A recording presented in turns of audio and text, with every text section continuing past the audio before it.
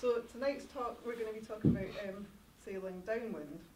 So we have Andy Marshall again, and from Code Z, and sometimes Seaward maybe. Seaward now, yeah. And Stuart Robertson from Cacciatore, and then Andy's brother, who, why don't you introduce your brother a bit more about what he's sails in Code Z. He's a bit taller, younger, and nowhere near as good looking.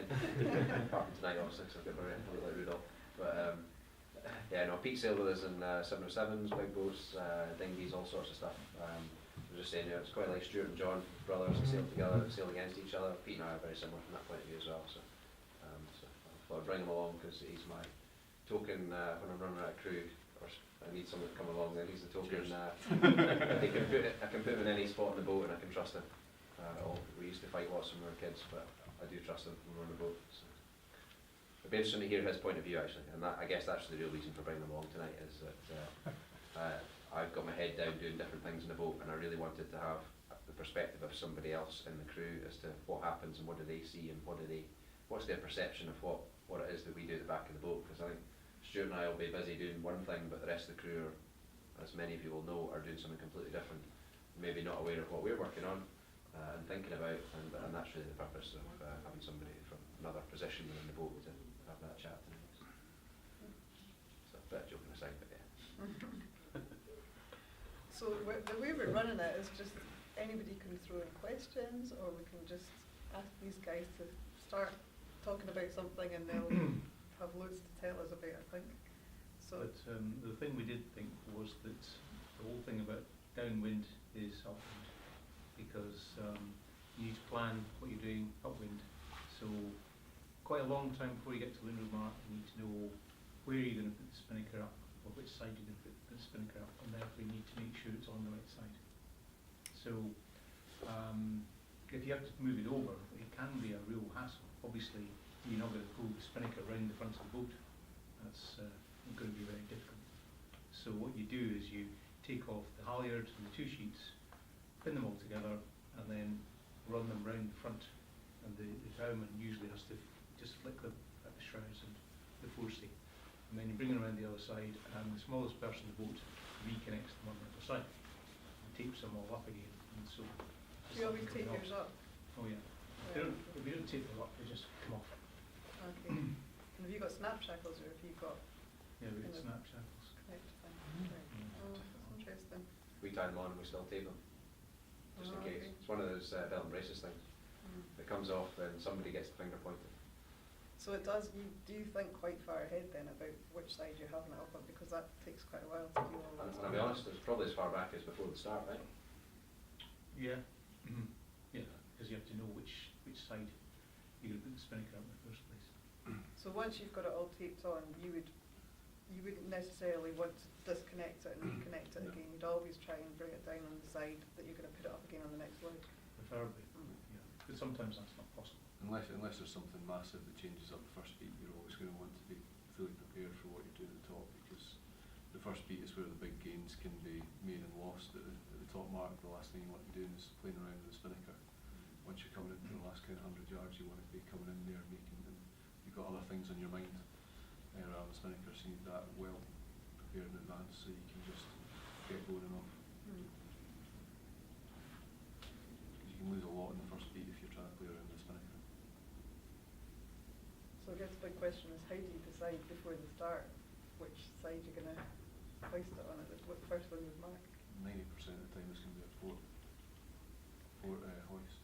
If it's true wind, true square beat into the wind, then yes, you just put it up on the port side, because that's the easier thing to do. And you obviously put the pole up before you get to the windward mark, or across the spreader leg, and then you'll be hoisting pole, and then the spinnaker can just go up as you're in the mark. Were you quite often putting the pole up before you get to the mark?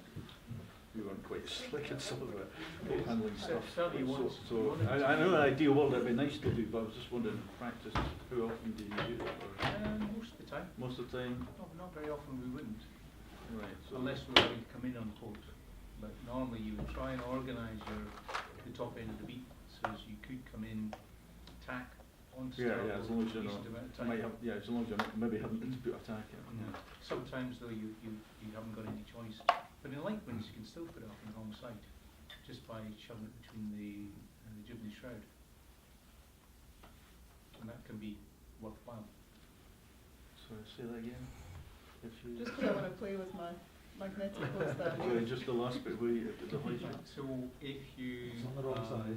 are having to come in on port to the windward mark, if it's not windy, you can still have your bowman rig the spinnaker pole, but push it out on the Oh, leeward the side. pole out, sorry, yeah, yeah. Like that. Yeah, no, I'm with you, sorry. I So thought it was on the you spinnaker, can I thought- tack with the pole in place. Yeah. So once you tack round like this, then the pole will be back like that, and then you just get someone to push it, and it swings it all the way, so that it's round. in that Right, position so like that. but 9 times out of 10 you get the pole up at the mark. You try to. Yeah, okay. There, So yeah. we were kind of Unless 9 there's times time out of to 10. cross the spreader mark, in which Yeah. case you just do that. And absolutely, they would call that a helicopter because they're really cool. Yeah. So that's what you would normally be wanting to do, is to get to here. And is have that your your- lightest have crew your member on pole the up. front foredeck, or is that just whoever's good as this? Well, if it's light winds, it doesn't really matter so much, but it would be a foredeck man doing it. In strong winds, I would want, I think it would be worth taking somebody off the windward gunwale with them. Sometimes it might be worth the while, but you're taking risks, people fall and so on. So you have to gauge the situation. Because you never put your pole up before you get there, do you? Not very much, well half the time. Never, people you're right. We're not never. letting move. Standing in front of the sails, or they don't seem to realise that actually sails are your engine. You just don't stand in front of all the sails. It does cause quite a turbulence around your sails if people are just Yes. we're not that's true. thinking, and realising they're actually killing the boat speed, just at a vital moment. So that was one of my You things. have to be careful of that. We found our bowmen can usually get the pole on without standing up. You can still be quite low down, Right. because if you, as you're grabbing the guy, it's already at gunwale height, so Yeah. you don't need to stand up to get that. And the only bit that requires a bit of a stretch backwards is just getting it out from the mast. But the rest of it can be done without. Yeah, I mean, we'll Really have the going guy on and stand up everything, at so all. it's just a question of the physical pushing out of the pole. It's not as if, Mm. oops, we better put a spinnaker up. It's just the pole action I'm talking about. Yeah. But we're traditionally we're pretty slow. Put that as we go around the Yeah, mark, yeah. yeah. So do you usually hoist your spinnaker before you put your pole up then? Well, yeah, if it's downwind and it's not a gale or anything, why not? Yeah. So you would come round and bear away, and then at that point you would hoist your spinnaker. Yeah, I and mean, then it's you a put run. the- Yeah, I mean, doing it on a reach is not very clever, but certainly on a run, and particularly if it's not very windy, you Like can on a do the windward leeward course. full spinnaker up, full second. Yeah, sure. The thing with that though is sometimes that with the spreader mark you might find once you get around you can actually put the kite up. So if you've got the pole on before you get to the windward mark and you get round there, you can make a quick decision to go to just chuck that kite up as quickly as you possibly can once you get around the spreader mark, because that's not always obvious whether you're going to be able to do that, whether you're going to have the space or whether it's going to be too tight. All right, so you've got that little If extra you've bit. got that pole on earlier, you can, and the rules allow you to put the kite up on the spreader mark, because some